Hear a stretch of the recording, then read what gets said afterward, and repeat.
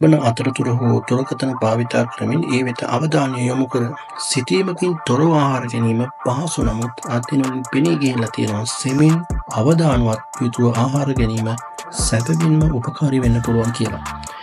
ආහාර දිරවීමේ සහ තෘප්තියේ සිට බර කළමනාකරණය සහ සමස්ත සෞඛ්‍ය දක්වා අප ආහාර ගන්නා වේගය අපගේ ජීවිතවලට බලපානවා. අද බුද්ධි අංශපතින් අපි කතා කරන්නේ මේ සම්බන්ධයෙන්. ඔබ අපේ නාලිකාව පළමුවට නරඹන්නේ subscribe කරලා bell notification එක on කරගෙන වෙන්න. ආහාර හිමින් හපද්දී ඒවා සෙමින් කුඩා කැබලි වලට කැඩලා දිරවීම පහසු කරනවා. මම බොහෝ අවස්ථාවලදී මගේ රෝගීන්ට සරල උදාහරණයක් මතක් කරලා දෙනවා. බඩේ දත් නැහෙනි. ඒ නිසා ආහාර විශාල කැබලි ආවම ආහාර දිරවීමේ ක්‍රියාවලිය මන්දගාමී වෙනවා. වගේම කාර්යක්ෂමතාවය අඩු වෙනවා. බ්‍රසීලයේ සාවෝ පාවුලෝ විශ්වවිද්‍යාලයේ පුහුණුවලක් පෝෂණ වෙලණියක් වන ලිවියා හසෙගාවා පැහැදිලි කරනවා. ඊට අමතරව අපදී කෙළවල තියෙන ආහාර ජීර්ණ එන්සයිම නිෂ්පාදනය උත්තේජනය කරනවා වගේම පෝෂ්‍ය පදාර්ථ අවශෝෂණය වැඩි දියුණු කරනවා යනුවෙන්ද ඇය පැහැදිලි කරනවා. ආහාර නිසි ලෙස සපා නොගන්නේ නම් ආමාශයට පැවරෙන කාර්යභාරය වැඩි වන අතර එය බඩ පිපීමට සහ ආහාර දිරවීම ප්‍රමාද කිරීමට හේතුවක් වෙන්න පුළුවන්. ඒ නිසා තමයි සමහර අය කෑම කෑවට පස්සේ පැය ගාණක් බඩ පිර තියෙන්නේ සහ හලස බවක් දැනෙන්නේ. හාසෙගාවා තවදුරටත් පවසනවා. ආහාර සැපීම සඳහා නිශ්චිත වාර ගණනක් නියම කර නොමැතිවත් ඒ ගැන අවධානය යොමු කිරීම හෝ ගණනය කිරීමට වඩා කිල දැමීමට හැකි ලෙස මෘදු කළමනාකරණය කළ ආකාරයෙන් ආහාර සැපීමට අවධානය යොමු කළ යුතු බවට එම විශේෂඥයා උපදෙස් ලබා දෙනවා. ඊට අමතරව අවධානය වෙනතකට යොමු කරගෙන ආහාර ගන්න එක කියන්නේ රූපවාහිනී නැරඹීම දුරකථන භාවිතා කරමින් හෝ නොනවත්වා කතා කර ආහාර ගැනීමේදී හපන එකට ඍණාත්මක බලපාන්න පුළුවන්. මේකෙන් ආහාර ගැනීමේ වේගය වැඩිවීම හෝ බඩ පිපීමට හේතු වන වාතය වැඩියෙන් ඇතුළු වීම සිද්ධ වෙන්න පුළුවන්. ඇය වැඩිදුරටත් ප්‍රකාශ කරනවා.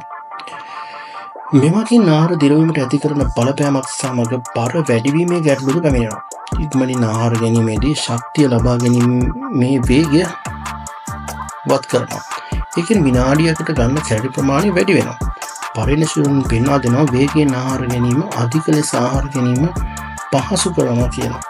පෝෂණ විද්‍යාංශයේ අධ්‍යක්ෂක සහ නිව්යෝර්කී කොනල් විශ්වවිද්‍යාලයේ ෂර්ෆයිල් ෆැමිලි මහාචාර්ය සැන්ඩර් කාස්ටන් විස්තර කරනවා.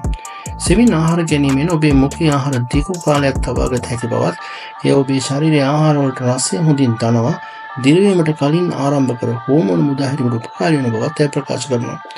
තෘප්තිමත් බව දනවන හෝමෝන මුදාහරින්න මොළයට මිනිත්තු කිහිපයක් ගත වෙනවා. ඉක්මනින් ආහාර ගන්නා පුද්ගලයන් Tamanට අවශ්‍ය ප්‍රමාණයට වඩා ආහාර පරිභෝජනය කිරීමට නැඹුරු වෙනවා. මොකද ඔවුන්ගෙන් සෑහීමටපත් ඇති බවට සංඥා කිරීමට ප්‍රමාණවත් කාලයක් නොමැති නිසා.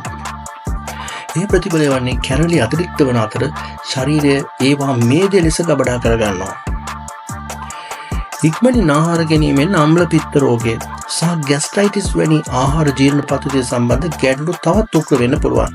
ඊට අමතරව අම්ල පිත්ත රෝගය ඇති ඊට නැඹුරු පුද්ගලයන් ඉක්මනින් ආහාර ගැනීම හේතුවෙන් ඔවුන්ගේ රෝග ලක්ෂණ තවත් උග්‍ර වෙන්න පුළුවන්. හසෙගාවට අනුව තවත් තීරණාත්මක දෙයක් තමයි ආන්ත්‍රික සුද්ධජීවීන්ට ඇති කරන බලපෑම.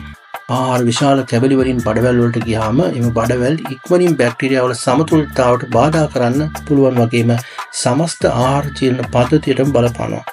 මේ පුරුද්ද දිගු කාලීනව පැවතුනොත් විශේෂයෙන්ම අනිකුත් සෞඛ්‍යයට අහිතකර හැසිරීම් සමග එකතු වුනහම එය තරබාරුකමට හේතු විය හැකි බවත් දෙවන වර්ගයේ දියවැඩියාව අක්මාවේ මේදය තැන්පත් වීම හෘද රෝග අදිරුධිර පීඩනය සහ මහාන්ත්‍ර පියවරු සහ අග්න්‍යාශ පිළිකා වැනි ඇතම් පිළිකා වර්ග ඇතුළු විවිධ පරිවෘත්තීය සංකීර්ණතා ඇතිවීමේ අවදානම සැලකිය යුතු ලෙස වැඩි කරන බවත් ඇය පෙන්වා දෙනවා. ආහාර ගැනීමේ වේගය අඩු කර ගැනීමට උපදෙස් කීපයක් ඇය විසින් නිකුත් කරනවා. වඩා හොඳ ආහාර පුරුදු ඇති කර ගැනීමට බලාපොරොත්තු වන අය සඳහා හසෙගාවගේ පළමුව ඉඟිය තමයි ඔබේ ආහාර ගන්නා විට වරින් වර ඔබ භාවිතා කරන හැඳි ගෑරුප්පු පිඟාන මත තබන්න. හැඳ නැත්තම් ගෑරුප්පු හැම වෙලාවෙම අල්ලගෙන ඉන්න එපා. මොකද ඒකෙන් ඔයාලට නොදැනුවත්වම ගොඩාක් වේගෙන් කන්න පුළුවන්. ඇය පැහැදිලි කරනවා.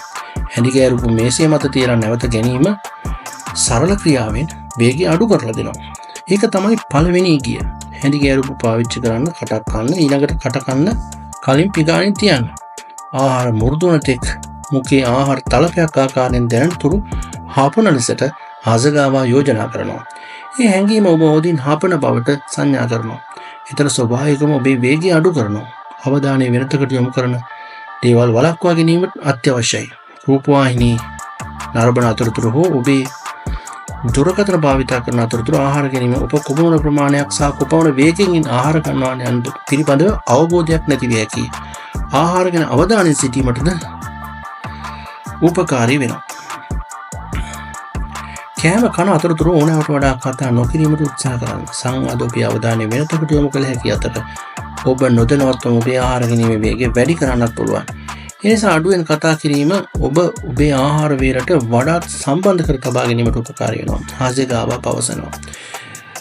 අදට අපි නවතින්නම් තවත් වීඩියෝකින් නැවත හමු වෙමු. සුබ දවසක්.